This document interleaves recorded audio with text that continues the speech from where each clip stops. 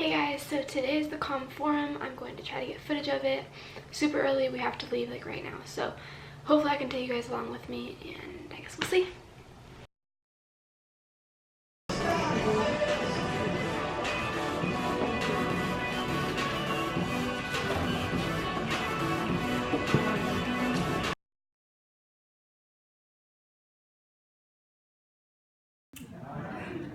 So my name is Christine, I'm 18 years old, and I'm going to tell you a little about a story of hope. So when I was in 6th grade, I was about 11 years old, and I couldn't go on sleepovers anymore because I had too much anxiety, which is really, really embarrassing when you have 6th grade camp coming up in a couple months.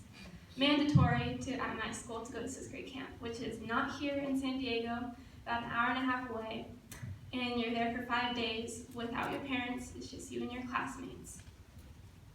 I went to counseling for this issue for anxiety. Against my wishes, my mom put me in counseling. I didn't want to go, but it really, really helped me. And I got through 6th grade camp, and it was a blast. It was so much fun. I thought I was doing great. Anxiety's done, made it through 6th grade camp, I'm good. But then I hit 7th grade, and I got into a major, major depression. And following the depression, I had anxiety symptoms and started experiencing psychosis. Now, I practiced this little speech with my parents earlier today, but it's actually not going to be what they heard. I changed my mind as I learned about these amazing people. And yeah, I want to tell about my story myself, but this is not my story. This is so many other people's stories. And I gotta say, it's not just me, it's everybody else. And I learned this when I was actually struggling because I have an older brother. His name's James. He's about 2 years older than me. When I started struggling with psychosis, I was in 7th grade. He was a freshman in high school. He's my hero. He's older than me. He's got to know everything. He's so smart. But I didn't realize as a freshman, he was scared and he was lost. So we just kind of started to not really like each other. No more talking, not being there for each other, and it hurt really bad. But I had my blinders on. I did not see his hurt. I didn't see the pain he was going through. It was all about me. That's all it was. Well, he left for college about 2 years ago, and something changed. I didn't know what it was, but I realized I really, really miss him. He was a big part of my life, and he still is. And what's interesting is that I went from having this brother who was so close to me, and now I don't like him, and I don't know what to do with him. He gave me a call about a year ago. He's in Santa Barbara now. He was in Santa Barbara at that time, going to college. And he gave me a call, and he sounded really excited. He said, I got a job. And I'm thinking, this is really interesting. A 20-year-old guy excited about getting a job. He's got to be working at like the paintball arena or laser tag or something like that. And he said, okay, I got a job. And I said, where'd you get a job at? He said, I got a job at a mental health clinic. And it just, my blinders flew off. I couldn't comprehend that he got a job at a mental health clinic. That's when I realized this is not a one-man battle. This is all of us. We're in it together. And it was at that point around in my life when I decided, you know what? I'm doing well. I went through a lot of treatments, went to a lot of therapy, and I'm doing really well. So why not take this, everything that I've been dealing with, and help other people with it? And that's when my advocacy started. And so what I decided to do was I was actually on a dog walk with my mom when I was in 8th grade, walking my dog Sparky. And I told her, I said, I don't like being called mentally ill. I had recently been diagnosed with bipolar disorder. I said, I don't like being called mentally ill. I'm sick of the kids calling me that. I don't have mental illness. This is ridiculous.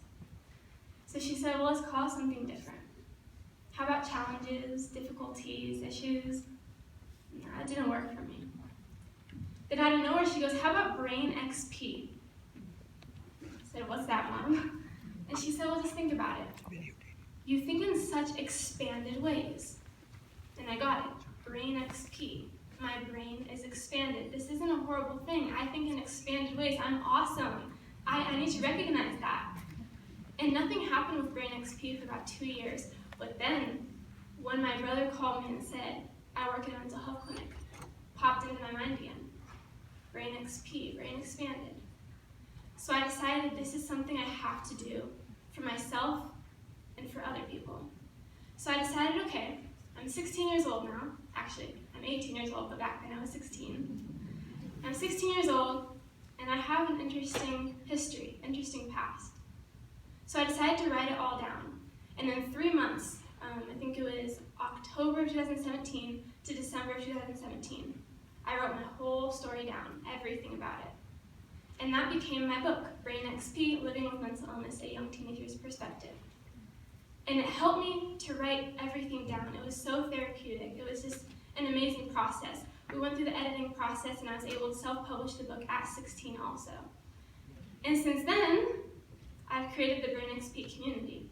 And our community has won 2 international awards and a local award here in San Diego for this book. And I always tell them in my emails, going out to the community and social media, this isn't my award. I can't do this without all of you. So it's really not my award, it's Brain XP's community award, and it means so much to me. So I guess what I want to leave you all with is that this is a story of hope, and it's not my story. It's all of ours. And I learned that from my brother, from a single phone call.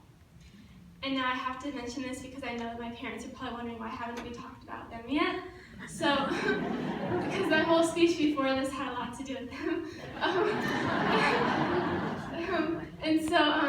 They've supported me. We have family meetings every single week because my brother didn't want to go to therapy with us, which is completely understandable. He was a freshman in high school. He didn't want to go to therapy with me. So we had family meetings every single week, and that really, really helped us. I remember my dad would go to work and work long days, and my mom would work at night because my mom would take me to therapy all day. I didn't see that. I didn't understand. I didn't know why people cared about me. It didn't make sense to me. And seeing the place that I'm in now, it makes sense to me. There's a reason that I'm here, and there's a reason why there's still hope that's alive.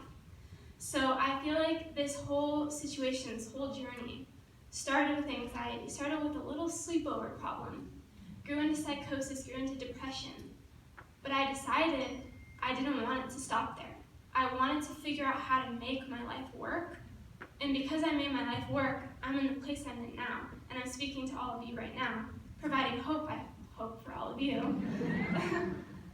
So I'd like to thank you all for listening to what I have to say. And I do have a workshop later today that goes more into Brain XP. But I just feel like this is such a welcoming room. And for all of us to be able to share these experiences with each other is something very, very special. So please don't take that for granted. And I want to just thank my parents for always being there for me. I'm 18 years old. I live with my parents. I see them on a daily basis. They are my heroes. People ask me, who's your hero? I'm like, well, I'm 18 years old. Maybe it should be Ariana Grande or Justin Bieber or something. Like, no. I will never know if I'll ever meet them, right? I will never know that. I will never know if they love me. I don't have to worry about that with my parents. They're my heroes. I see them every day. I live in the same house as them. I know they love me. So I just want you guys to maybe think about who your heroes are. And maybe instead of idolizing people that seem so great, be grateful for what you do have. So, thank you guys.